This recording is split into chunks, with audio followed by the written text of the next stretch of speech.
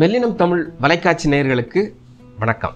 நாளைக்கு விஜய் பயணம் போறார். இந்த சனிக்கிழமை மட்டும் பயணம்ங்கிறத பலரும் பல விதமா விமர்சனம் பண்ணிட்டாங்க. சனிக்கிழமை தான் இந்த காலேஜ் பசங்கள்லாம் இருப்பாங்க, அவருக்காக கை கொடுக்கறதுக்காக இவர் என்ன செய்யறாரு, பயணத்தை சனிக்கிழமை போட்டிருக்காரு அப்படிங்கிற மாதிரியான ஒரு பெரிய விமர்சனங்கள் இருந்துச்சு. அந்த விமர்சனத்துக்கு அவர் 2வது பயணத்துல பதிலும் சொல்லிட்டாரு. நான் எதுக்காக சனிக்கிழமை இந்த மாதிரி பயணத்தை மேற்கொள்றேன் அப்படிங்கிற விஷயத்த சொல்லிட்டார். இப்ப நம்ம இங்க சொல்ல வேண்டிய விஷயம் என்னன்னு கேட்டீங்கன்னா, தொடக்கத்துல அவர் சொல்லிட்டு இருக்கிறாரு, போட்டி அப்படின்னு பாத்தீங்கன்னா திமுகவுக்கும் தாவேகாவுக்கும் தான்.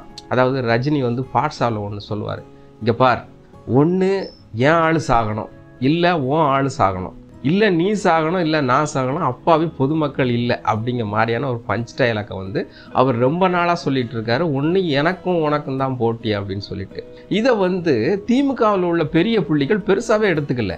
சில பேரெல்லாம் சில அரசியல்வாதிகள், அதாவது திருச்சியில் உள்ள 4 எம்எல்ஏக்களில் ஒரு எம்எல்ஏ கூட என்ன சொல்கிறாரு, இல்லை அவங்க 3வது இடத்துக்கு போட்டிடுறாங்க, சீமானுக்கும் அவருக்கும் தான் போட்டி, எங்களுக்கு அவர் தூசு அப்படிங்கிற மாதிரியான விஷயத்த சொல்லிட்டாங்க.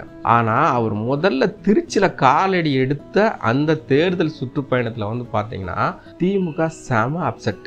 என்னடா இவ்வளோ கூட்டம் கூடுது அப்படிங்கிறது. அப்புறம் அவர் பிரச்சனைகள் ஒவ்வொன்றையும் எடுத்து வைக்கும்போது நம்மக்கிட்ட ஒரு பெரிய ஆயுதத்தை ஒரு தாக்க தயாராக இருக்குங்கிறத புரிஞ்சுக்கிட்டு சின்ன மட்டத்தில் இருந்து பெரிய மட்டம் வரைக்கும் என்ன செஞ்சாங்கன்னா விஜய்க்கு எதிராக குரல் கொடுக்கறதுக்காக, அதாவது அசைன்மெண்ட் மாதிரி கொடுத்துட்டாங்க. நாலாந்தர பேச்சாளர்கள்லாம் இன்னைக்கு விஜயை வேற லெவலுக்கு பேசுகிறாங்க. அந்த அளவுக்கு விஜய்க்கு இப்போ ஆட்டோமேட்டிக்காகவே அவர் சொன்ன விஷயம் வந்துருச்சு. அதாவது திமுகவா தாவேகாவா அப்படிங்கிற மாதிரி ஒரு விஷயத்தை கொண்டு வந்துட்டாங்க. இதுக்கு பெரிய எக்ஸாம்பிள் என்னன்னு கேட்டிங்கன்னா, 4 வருஷம் இந்த ஆட்சியை நடத்தையாச்சு, 4.5 வருஷம்னே சொல்லலாம். இது வரைக்கும் எந்த ஸ்டேட்மெண்ட்டும் விடாத நம்ம முதல்வர், அதாவது மு.க. ஸ்டாலின் ஒரு ஸ்டேட்மெண்ட் விடுறாரு. என்ன விடுறாருன்னா, எம்பிக்களெல்லாம் வாரத்தில் 4 நாள் என்ன செய்யணும், அந்த தொகுதியில் நிறைகுறைகளெல்லாம் கேட்கணும், கேட்டால் தான் நல்லது, அது நமக்கு எனக்கு என்னன்னு கேட்டு நீங்கள் வேலை செய்யுங்கன்னு சொல்கிறார். அதாவது 4.5 வருஷத்தை விட்டுட்டு விஜய் முதல் பயணத்துக்கு அப்புறம் எம்எல்ஏ எம்பிக்கள்லாம் வேலை செய்யுங்கடா அப்படிங்கிறாரு. அப்போ இது எந்த காட்டுது அப்படின்னு கேட்டிங்கன்னா, விஜய் நெருங்கி வர்றாரு, நமக்கான ஓட்டை அவர் சேதப்படுத்துறதுக்கு தயாராக இருக்காரு. இப்போ என்ன செய்யணும், நீங்கள் பதில் சொல்ல வேண்டிய காலகட்டத்துக்கு வந்துட்டீங்க அப்படிங்கிற மாதிரி தான் அந்த விஷயம் நம்ம பார்க்க வேண்டியிருக்கு. அடுத்து விஜய் இன்னொரு உத்தியை கையாளுறாரு. என்ன கையாளுறாருன்னா, இது கிட்டத்தட்ட எம்ஜிஆர் உத்தினா சொல்லலாம். அதாவது எம்ஜிஆரோட ஸ்ட்ராட்டஜி அப்படின்னு சொல்லலாம். அது நேரடி தாக்குதல். இந்த மற்றவங்கள மாதிரியெல்லாம் நீங்கள் என்ன செஞ்சீங்க, நீங்கள் என்ன ஆனால் அது வரைக்கும் அப்படித்தான், என்னடா பேரவே சொல்ல மாட்டேக்காரு, இவர் வாட்டில் பாயாசம் பாயசன் அப்படின்னு மாதிரி சொல்லிட்டு இருக்காரு அப்படின்னு சொன்னால் நேரடியாக தாக்குதல். நீங்கள் இப்போ போயிட்டு வந்தீங்களே ஜெர்மனிக்கு, நீங்கள் வெளிநாட்டு முதலீடா இல்லை வெளிநாட்டில் முதலீடா அப்படின்னு சொல்லி பஞ்ச் டைலாக் வைக்காரு. இது கொஞ்சம் ஆடித்தான் போனாங்க. ஏன்னா இந்த ஸ்டேட்மெண்ட் நேரடியாக கொடுக்கறது அவ்வளோ சாதாரண விஷயம் இல்லை. எல்லாருமே பயப்படுவாங்க. ஒரு முதல்வரை எதிர்த்து இப்படி வெளிநாட்டில் நீங்கள் முதலீடு வச்சுருக்கீங்களா அப்படிங்கிற லெவலில் கேட்குறது அப்படிங்கிறது மிகப்பெரிய ஒரு கேள்வி தான். இப்போ அவர் என்னென்னா, ஒரு நல்ல அப்படிங்கிறத விட ஒரு தரமான ஒரு அரசியல்வாதியாக தன்னை என்ன செஞ்சுருக்காருன்னா நிரூபிக்கிறதுக்கான முயற்சியில் விஜய் இறங்கிட்டான்னு தான் சொல்லணும். அதாவது இது வரைக்கும் களத்துக்கு வரல அப்படின்னவங்க களத்துக்கு வந்தால் அவர் பேசுகிறத வச்சும் இல்லை அவர் செய்கிற சேட்டைகளை வச்சும் கலாய்ச்சோ அல்லது வேறு விதமாக ஏதாவது மீம்ஸ் போட்டோ காலி பண்ணிடலான்னு நினச்சவங்க களத்துக்கு வர மாட்டேக்காரு, பண்ணையில் இருக்கார், பனையூரில் இருக்கார் இப்படின்னு சொன்னவங்க களத்துக்கு வந்தவொடனே இப்போ வேறு விதமான ரியாக்ஷனை கொண்டு வந்துருச்சு. ஏன்னா முதல்ல தொடக்கத்தில் ஒரு உதயநிதிட்ட கூட ஒரு கேள்வி கேட்குறாங்க. நீங்கள் அவர் அசால்ட்டாக சொல்கிறார். இது எம்ஜிஆர் இருக்கும்போது இதே வார்த்தைகள்லாம் சொன்னவங்க தான். என்ன சொல்லனா, நாங்கள்லாம் சினிமா செய்தியெல்லாம் பார்க்குறதில்ல அப்படின்னு சொன்னார். இப்போ என்னன்னா, இப்போ இதுதான் செய்தியாக இருக்குது. இப்போ அவங்க வர்ற சனிக்கிழமை அப்படிங்கிற போது நாளைக்கு அவர் முதல்ல சேலம் நாமக்கல் திட்டமிட்டு இருந்தார். இப்போ அவர் கரூரில் திட்டமிட்டுருக்கார். இந்த கரூர் திட்டம் அப்படிங்கிறதே நமக்கு வந்து வேற விதமான ஒரு பார்வையாக தான் இருக்குது. முதல்ல வந்து அவர் வந்து திருச்சியில் போகும்போது அண்ணா, எம்ஜிஆர் இவங்கெல்லாம் முதல்ல இங்கே ஆரம்பித்த இடம் அப்படிங்கிற ரீதியில் ஒரு திருச்சியில் வந்து தன்னோட சுற்றுப்பயணத்தை அமைச்சிக்கிட்டு அவர் வந்து பெரம்பலூர் வரங்குள்ளேயும் அந்த பயணம் கட்டாயிருச்சு. ரெண்டாவது அவர் போட்ட திருவாரூர் அப்படிங்கிறது வந்து திமுகவோட கோட்டை. அந்த கோட்டைன்னு சொல்லக்கூடிய அதாவது கருணாநிதி பிறந்த ஊர். அந்த ஊர்ல போயிட்டு அவ்வளோ பெரிய கூட்டத்தை காட்டினது வந்து இன்னும் அவங்களுக்கு ரொம்ப மோசமாயிருச்சு. அதே மாதிரி இப்போ வந்து கரூர் அப்படிங்கிறது இன்னைக்கு செந்தில் பாலாஜி வந்தாலே எல்லா அமைச்சர்களும் எந்திரிச்சு மரியாதை கொடுக்குற அளவுக்கு அண்மையில் கூட ஒரு செய்தி நடந்துச்சு. நம்ம திருச்சி சிவா பேசிக்கிட்டு இருக்கும்போது செந்தில் பாலாஜி வரும்போது எல்லா அமைச்சரும் எந்திரிச்சு அப்படியே திரும்பி பார்த்த உடனே திருச்சி சிவா அப்செட் ஆயிட்டார். ஏன்னா திருச்சி சிவா சின்ன வயசுலேருந்து நிரந்தர திமுக ஆளு. அந்த அளவுக்கு இருக்கக்கூடிய அந்த பவர்ஃபுல்லான ஒரு செந்தில் பாலாஜியோட மாவட்டத்தில் இன்னைக்கு என்ன செய்கிறாரு, இறங்குறாரு. அதாவது நாளைக்கு வந்து அவர் பயணம் செய்கிறார். இது என்னன்னா அந்த கோட்டையை உடைக்கணும் அப்படிங்கிறது. ஆக இது திட்டமிட்ட ஒரு காய் நகர்த்தல் அல்லது திட்டமிட்ட ஒரு பயணம்னே சொல்லலாம். இதுக்கடுத்து அதான் எடப்பாடியோட கோட்டைன்னு சொல்லக்கூடிய சேலத்தில் போய் வைப்பார். ஆக எல்லா இடத்துலையும் எனக்கு ஆள் இருக்குது, எல்லா இடத்துலையும் எனக்கு ரசிகர் இருக்காங்க, எல்லா இடத்துலையும் எனக்கு என்ன செய்வாங்க, ஓட்டளிப்பாங்க. இப்படிங்கிற ஒரு பிம்பத்தை வந்து தான் அவர் முதல்ல கட்டமைக்க நினைக்கிறார். அதாவது யாராக இருந்தாலும் எதிரி தான், உங்களுக்கெல்லாம் பெரிய அளவில் ஓட்டு இல்லை, நான் வந்து முதல் இடம் அல்லது 2வது இடம், ஒன்று ரன்னர் அல்லது வின்னர், இந்த லெவலில் தான் நான் இருக்கேன் அப்படின்னு சொல்லிட்டு நேரடியாகவே என்ன செய்கிறாரு, தன்னோட பயணத்தில் ஒவ்வொரு பயணத்துலையும் என்ன செஞ்சுட்டு இருக்காரு, பதில் சொல்லிட்டு இருக்காரு.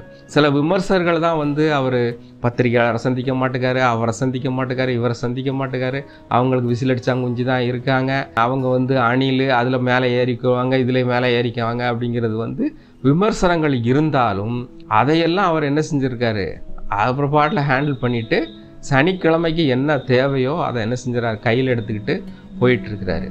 இது வந்து அவரோட பயணத்தில் உண்மையிலே வந்து ஒரு பாசிட்டிவானதான் சொல்லணும். இவ்வளோ கூட்டம் கூடுது, கூட்டமெல்லாம் ஓட்டா மாறுமா அப்படின்னா அது ஒரு நல்ல கேள்வி தான். ஆனால் இந்த கேள்வி எங்கே பொருந்தும், அது எந்த நேரத்தில் பொருந்தும் அப்படிங்கிறத நம்ம பார்க்கணும். எம்ஜிஆருக்கு கூட்டம் கூடிச்சு ஓட்டா மாறுச்சு, சிவாஜிக்கு கூட்டம் கூடிச்சு ஆனால் ஓட்டா மாறலை, கலைஞருக்கு கூட்டம் கூடிச்சு ஆனால் ஓட்டா மாறலை, விஜயகாந்துக்கு கூட்டம் கூடிச்சு ஆனால் ஓட்டா மாறலை. கூட்டம் கூடும் ஓட்டா மாறாது அப்படிங்கும்போது காலகட்டம்னு ஒன்று இருக்குது. எம்ஜிஆருக்கு கூட்டம் கூடி ஓட்டா மாறும்போது அவருக்கு வந்து இந்த ஆட்சியில் ஒரு மாற்றம் தேவை அப்படின்னு ஒரு மக்கள் மனசில் வந்து ஒரு எழுச்சி இருந்தது. அந்த எழுச்சி தான் அவருக்கு ஓட்டா மாறி அதே மரத்தில் அவரோட பிம்பத்தை வந்து திமுக வந்து உடைச்சிருச்சே அப்படிங்கிற ஒரு இதுலேயும் அவருக்கு எல்லாமே ஓட்டா மாறுச்சு. அவரோட அந்த ஸ்டைலுக்கும் அப்படின்னா எம்ஜிஆருக்கு ஓட்டா மாறுச்சு. ஆனால் சிவாஜிக்கு அப்படி கிடையாது. சிவாஜி வரும்போது இங்கே வந்து அரசியல் வந்து ஒரு நீர்த்து போய் ஒரு சமநிலையில் தான் இருந்தது. அந்த எழுச்சியெல்லாம் ஒன்றும் கிடையாது. அதனால தான் வந்து சிவாஜிக்கு வந்து கூட்டம் குடிச்சு ஓட்டு போடல. கமலஹாசனும் அதுதான்.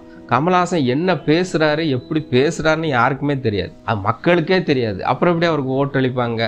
அது சான்ஸே கிடையாது. எனக்கு கூடிச்சு அவர் இதுவரைக்கும் ஒரு மாநாடு கூட போட்டதில்லை.